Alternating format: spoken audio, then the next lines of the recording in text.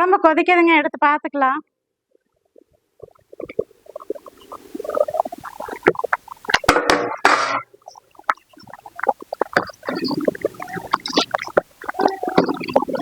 வணக்கம் சொந்தங்களே, நம்ம ஊர் திருப்பூர் ஸ்பெஷல் தட்டைப்பயிறு சொரக்காய் குழம்பு தான் வைக்க போகிறேங்க. மசால் பொடி இல்லாமல் எல்லாம் அரைச்சி ஊற்றி தான் வைக்க போகிறேங்க. வாங்க எப்படி வைக்கலான்னு பார்க்கலாம்.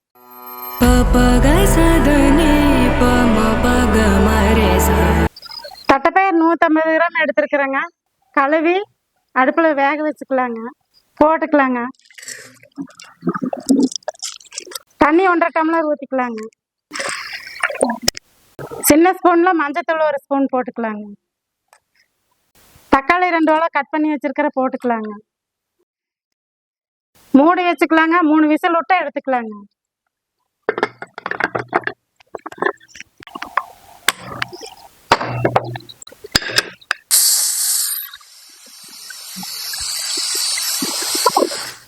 மூணு விசில் வந்துருச்சுங்க, ஆஃப் பண்ணிக்கலாம். விசில் அடங்கினோடனே எடுத்து பார்க்கலாங்க.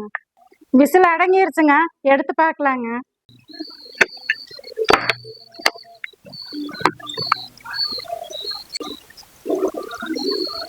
நல்லா வெந்துருச்சுங்க. தட்டைப்பயிறு சொரக்காய் குழம்புக்கு அரைக்கிறதுக்கு தேவையான பொருள் பார்த்துக்கலாங்க. பெரிய ஸ்பூனில் 1.5 ஸ்பூன் எடுத்துக்கலாங்க கொத்தமல்லி. லைட்டாக எண்ணெய் ஊற்றிக்கலாங்க.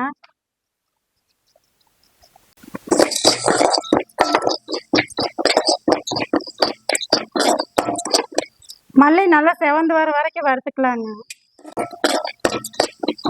கொத்தமல்லி கூட கொஞ்சம் 1/2 ஸ்பூன் சீரகம் போட்டுக்கலாங்க.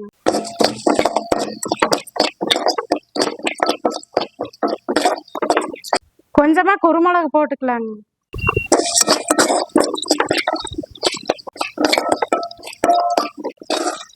கொத்தமல்லி நல்லா வறுவட்டுருச்சுங்க, எடுத்துக்கலாம்.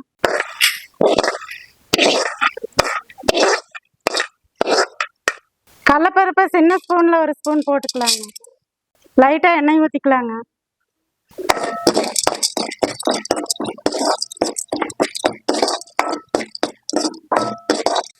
கடலைப்பருப்பு வறுத்தாச்சுங்க, எடுத்துக்கலாம்.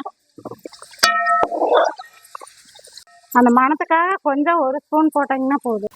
1/2 ஸ்பூன் சோம்பு போட்டுக்கலாங்க. நம்ம போடக்கூடாதுங்க, கொஞ்சமா போட்டுக்கலாங்க.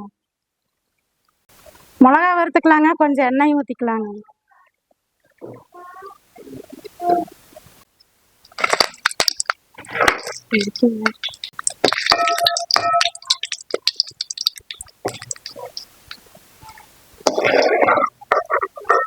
மிளகாய் இப்படி செவக்க எடுத்துக்கலாங்க.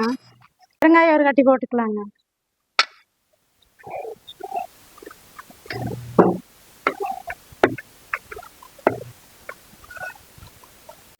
பெருங்காயம் இந்த அளவுக்கு வறுத்துட்ட போதுங்க. சின்ன வெங்காயம் 150 கிராம் எடுத்துருக்குறேங்க. வணக்கிக்கலாங்க. பூண்டு 4 பல் போட்டுக்கலாங்க.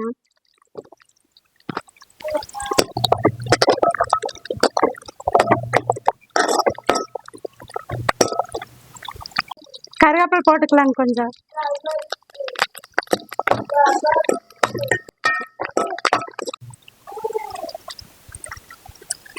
தேங்காய் போட்டுக்கலாங்க உள்ளைய.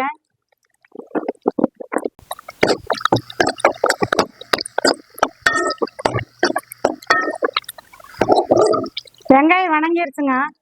இந்த பதம் வணங்கினா போது, எடுத்துக்கலாம். எல்லாத்தையும் போட்டு மிக்சியில் அரைச்சிக்கலாங்க.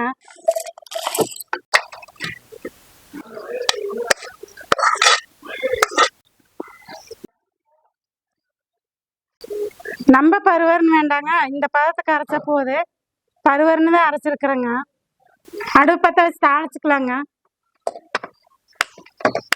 கொஞ்சம் எண்ணெய் ஊற்றிக்கலாங்க. கொஞ்சம் கடுகு போட்டுக்கலாங்க. சின்ன வெங்காயம் 50 கிராம் எடுத்து வச்சிருக்கிறேங்க, போடலாங்க.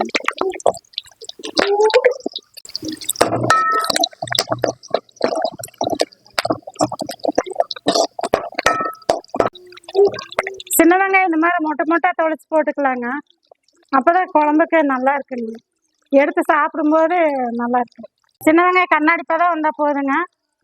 சொரக்காய் போட்டுக்கலாங்க.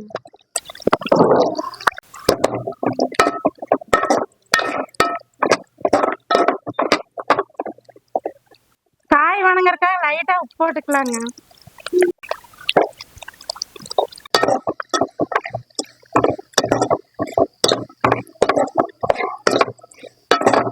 சொரக்காய்க்கு உப்பு இல்லைன்னு சொல்றாங்க. அது எதுக்கு சொல்றாங்கன்னா, உடம்புல உப்பு அதிகமா இருக்கிறதுனால சொரக்காய் டெய்லி சாப்பிட்டு வந்தா போதுங்க உப்பு கம்மியாயிரு. அதனாலதான் சொரக்காய் சாப்பிட்டா உப்பு இல்லைங்கிறதுக்காக தான் சொரக்காய்க்கு உப்பு இல்லைன்னு சொல்றது. காய் நல்லா வணங்கிருச்சுங்க. இந்த அளவுக்கு வணங்கினா போது மசாலா ஊற்றிக்கலாங்க.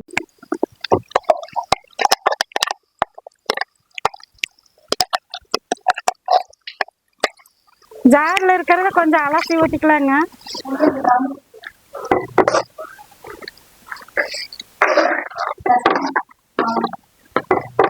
வீட்டில் அரைச்ச குழம்பு மிளகாத்தூள் 1 ஸ்பூன் போட்டுக்கலாங்க.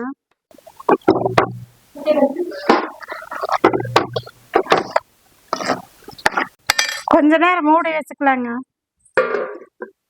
குழம்பு கொதிக்குதுங்க, பார்க்கலாம்.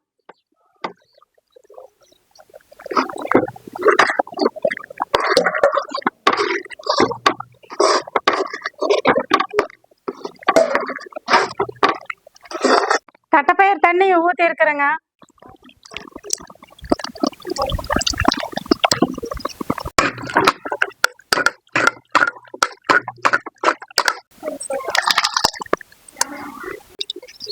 கொஞ்சம் தண்ணி ஊற்றி இலக்கி ஊற்றிக்கலாங்க.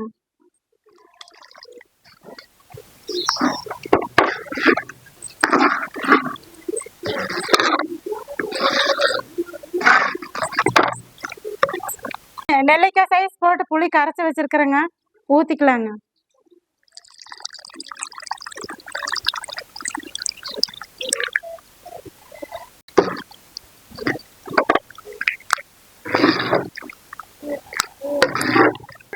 குழம்பு மூடி வச்சுக்கலாங்க.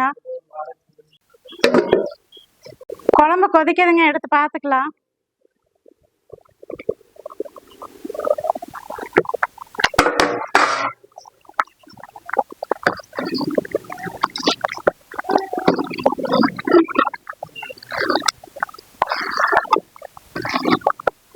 மிளகு வாசம் போயிடுச்சுன்னு தான் சொல்லுவா. அதே மாதிரிதான் மிளகு வாசம் போயிடுச்சுங்க. நல்லா மணம் அடிக்குது குழம்பு. சிம்மில் வச்சுக்கலாங்க. தாளிச்சுட்டு அப்புறம் ஆஃப் பண்ணிக்கலாங்க. தாளிக்கிறதுக்கு எண்ணெய் ஊற்றிக்கலாங்க. 1/2 ஸ்பூன் கடுகு போட்டுக்கலாங்க. ஜீரகம் 1/2 ஸ்பூன் போட்டுக்கலாங்க. 3 வரமிளகா போட்டுக்கலாங்க.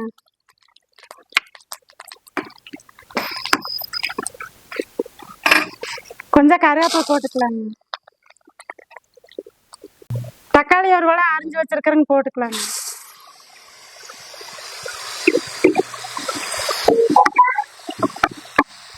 கொஞ்சம் பெருங்காயத்தூள் போட்டுக்கலாங்க.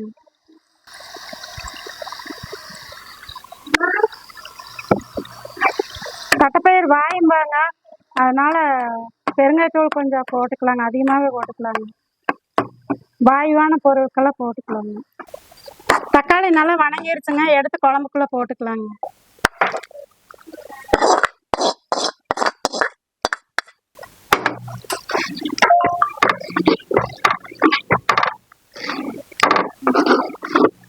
நல்லா ஒரு கொதி விட்டு ஆஃப் பண்ணிடலாங்க.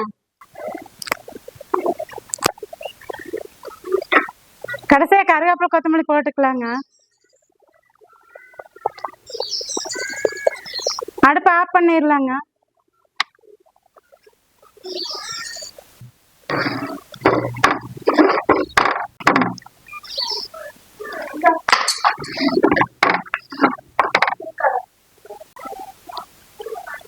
காய் நல்லா வெந்துருச்சுங்க.